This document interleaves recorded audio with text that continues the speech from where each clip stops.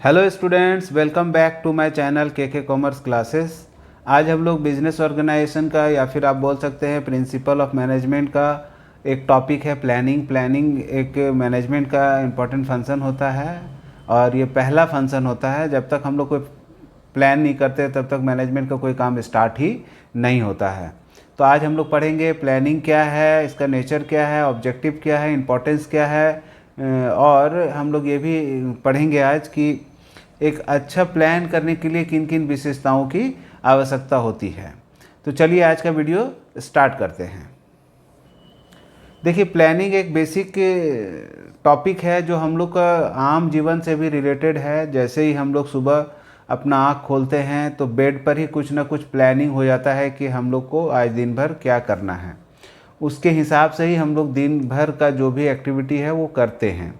एक student life में है अगर आप, तो आप पहले ये सोचते हैं सुबह उठ के कि हमको फ्रेश होना है, नहाना है, नाश्ता करना है, फिर स्कूल है तो स्कूल जाएंगे, कॉलेज है तो कॉलेज जाएंगे, फिर अपने घर आएंगे, फिर क्लास में जो होमवर्क मिला है वो होमवर्क करेंगे, या फिर और भी बहुत सारा एक्टिविटी होते हैं लोगों की, वो पहले आप सोच लेते हैं फिर वो काम को करते हैं। उसी तरह किसी बिज़नेस को चलाने के लिए बिना प्लानिंग का हम लोग बिज़नेस को सक्सेस नहीं कर सकते हैं। ये बहुत इम्पॉर्टेंट है कि हम लोग किसी काम को करने से पहले अपना एक नियोजन करें, प्लानिंग कर लें, ताकि काम सही समय पर और सही लागत पर पूरा हो सके। तो डी एच कोल का कहना है, उसका विचार है कि बिना नियोजन को कोई भी कार्य तुक्के पर आधारित होगा, जिससे भ्रम, शंकाएं और अव्यवस्था की ही उत्पन्न होगी। तो ठीक ही कहा है कि अगर आप बिना किसी प्लानिंग का कोई काम करते हैं तो उसमें भ्रम आएगा, शंकाएं आएगी, व्यवस्था ठीक से नहीं कर पाएंगे आप, तो आपका काम संपन्न ठीक से नहीं होगा। तो प्लानिंग क्या है आपको समझ में आ रहा है कि भविष्य में हम क्या करेंगे उसको पहले से सोच लेना, इसको हम लोग प्लानिंग बोलते हैं। ठीक है, प्लानिंग बहुत ही इंपॉर्टेंट है हम लोग को बिजनेस एक्टिविटी के लिए। प्लानिंग को हम लोग नियोजन भी बोलते हैं। नियोजन वर्तमान में भविष्य को प्रभावित करने वाले निर्णयों को लेने का एक विवेकपूर्ण, आर्थिक एवं सुव्यवस्थित माध्यम है। आप इसको क्या कर सकते हैं कि भविष्य में जब आप किसी काम को करने के लिए सोचते हैं कि ये काम हम करेंगे, जैसे मान लीजिए आपका प्लानिंग है कि आप घर बनाओगे, तो घर बनाने के लिए आपको पहले प्लानिंग करना होगा कि भाई घर कहाँ बनाना है, ज़मीन कहाँ से आएगा, उसके लिए मतलब पैसा कहाँ से आएगा, आप मटेरियल कहाँ से लोगे, उसको समझ रहे हैं किस तरह से आप बनाएंगे। एक दिन की तो बात नहीं है, धीरे धीरे करके घर 2 महीना, 3 महीना, 4 महीना, 6 महीना में बनता है, तो आपको पहले से प्लानिंग करना पड़ता है।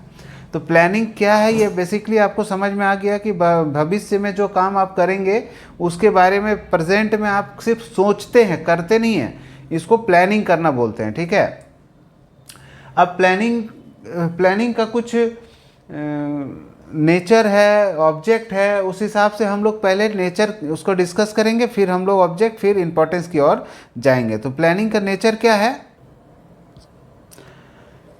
प्लानिंग का जो नेचर है वो लक्ष्य पूर्ति में योगदान करती है। इसका नेचर है कि आपका जो लक्ष्य है, आपका जो उद्देश्य है, उसको पूरा करने में योगदान पहुंचाती है। Contribution to objectives. ठीक है, planning is a primary function होता है। इसका नेचर है कि ये फर्स्ट, प्राथमिक कार्य होता है। ठीक है, परवेसिवनेस ऑफ प्लानिंग होता है, नियोजन की सर्वव्यापकता होती है। जब तक नियोजन नहीं हो तब तक कोई भी काम ऑर्गेनाइजेशन का नहीं होता है। तो ये क्या होता है, सर्वव्यापी होता है। एफिशिएंसी ऑफ प्लान, योजनाओं की कार्यकुशलता प्लानिंग पर ही डिपेंड करता है कि वो किस तरह से काम करेगी। योजना एक नियंत्रण प्रक्रिया होता है। इसमें नियोजन जो क्या है, एक कंटिन्यूअस प्रोसेस होता है। ये सब कुछ नेचर थे। अब हम लोग डिस्कस करेंगे ऑब्जेक्ट ऑफ प्लानिंग। लोगों को लगता है या किसी को भी, आप भी सोच रहे हो कि भाई क्या है प्लानिंग, इतना करने का क्या ज़रूरत है, काम तो रोज़ रोज़ हो ही जाता है। मगर अनजाने में भी आपने प्लानिंग करके ही काम करते हैं।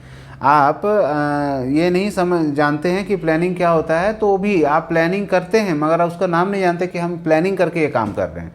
तो इसका कुछ उद्देश्य है, प्लानिंग करने का एक कुछ उद्देश्य होता है।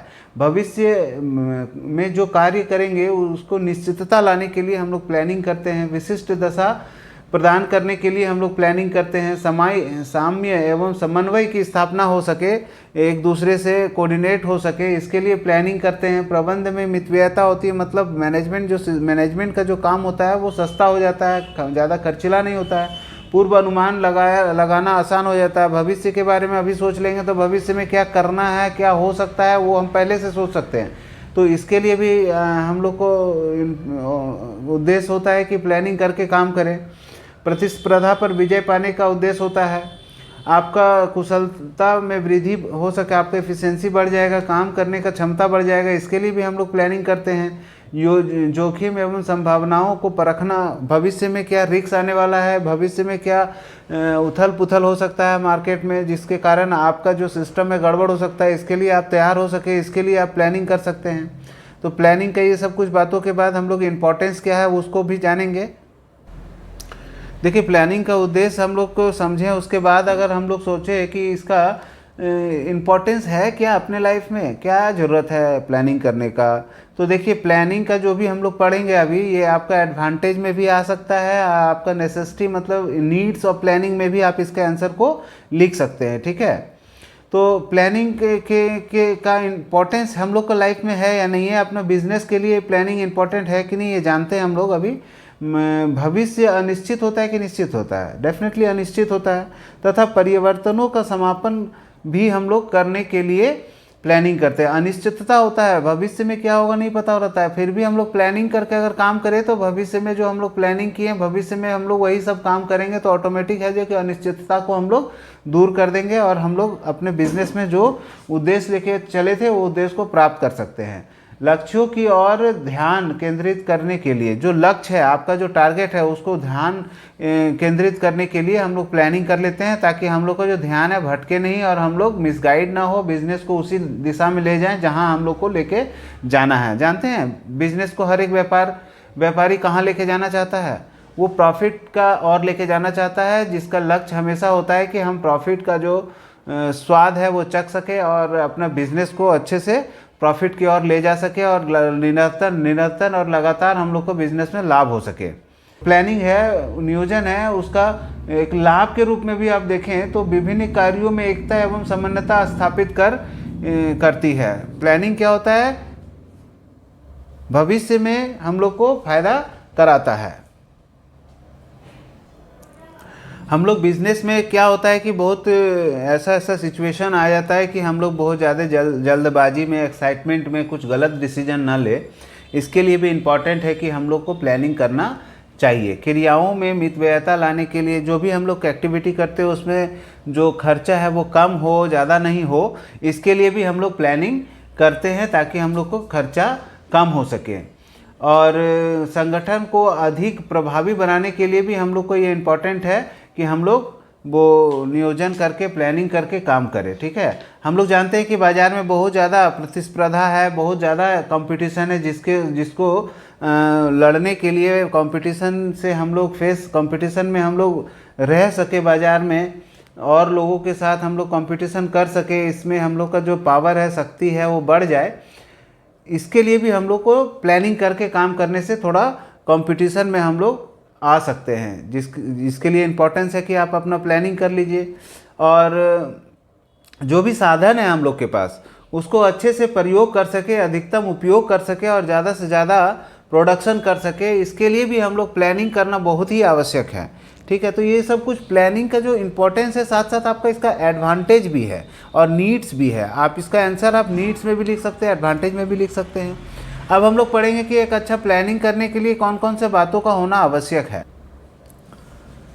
हेनरी फ्योल के अनुसार, या आप बोल सकते हैं कि हेनरी फ्योल ने ठीक ही कहा है कि एक प्रभावी नियोजन उसे माना जाता है जिसमें निरंतरता हो, एकता हो, लोच हो एवं परिशुद्धता हो। मतलब उसमें एकदम शुद्ध एवं बढ़िया से अच्छे से प्लानिंग आप करके अगर काम करेंगे तो वो आपके लिए बहुत उपयोगी होगा। इसके साथ साथ हम लोग ये बोल सकते हैं कि एक प्लानिंग करने में सबसे पहला जो बात आपको ध्यान में रखना है वो सरलता, सिंप्लिसिटी होना चाहिए। मितव्ययी हम लोग तैयार करते हैं वो मितव्ययी होना चाहिए, मतलब इकोनॉमिकल होना चाहिए, उद्देश्यपूर्ण होना चाहिए, मतलब ऑब्जेक्टिव होना चाहिए, उसमें कुछ उद्देश्य होना चाहिए। आप प्लानिंग आप कैसे करेंगे, बिना उद्देश्य का कोई प्लानिंग कैसे करेंगे? कुछ काम करने का उद्देश्य होगा तभी तो प्लानिंग करेंगे। और उसके बाद व्यापक होना चाहिए, विस्तृत, व्यापक मतलब विस्तृत होना चाहिए, मतलब वो मतलब इतना इच्छा से आपको लिखना चाहिए कि हर एक चीज़ों को लोग समझ सके, आपका ऑर्गेनाइजेशन के लोग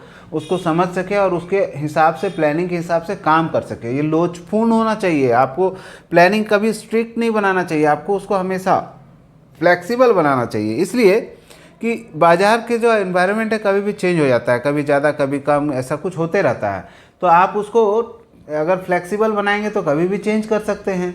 ये स्टेबिलिटी होना चाहिए, स्थायित्व होना चाहिए कि आपका जो फ्लेक्सिबल के साथ साथ उसमें स्टेबिलिटी भी होना चाहिए कि उसको लॉन्ग टर्म पीरियड के लिए अगर आप बनाएं तो लॉन्ग टर्म पीरियड में वो यूज़ कर सके। भागीता होना चाहिए, मतलब पार्टिसिपेशन का गुण होना चाहिए उसमें, जो आप बिजनेस में प्लानिंग किए हैं उसके लिए आप उसको पार्टिसिपेट भी करा सके। और लास्ट में ये क्या है, फ्यूचरिस्टिक होना चाहिए, भविष्यता के बारे में बताना चाहिए। और अंत में भविष्यता होना चाहिए, फ्यूचरिस्टिक होना चाहिए। नियोजन सदैव भविष्य के लिए किया जाता है, अतएव इसमें भविष्य का ध्यान रखना परम आवश्यक होता है।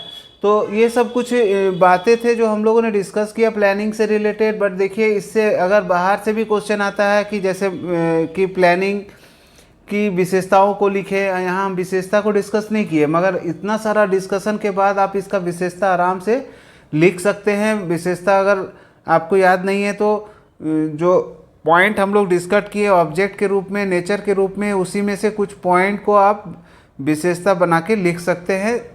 और अगर ये वीडियो आपके लिए यूज़फुल लगता है कि आपको इससे कुछ जानकारी मिला या इससे आपको कुछ लाभ होगा, तो आप इस वीडियो को लाइक ज़रूर कर दें और अपने दोस्तों को शेयर करें।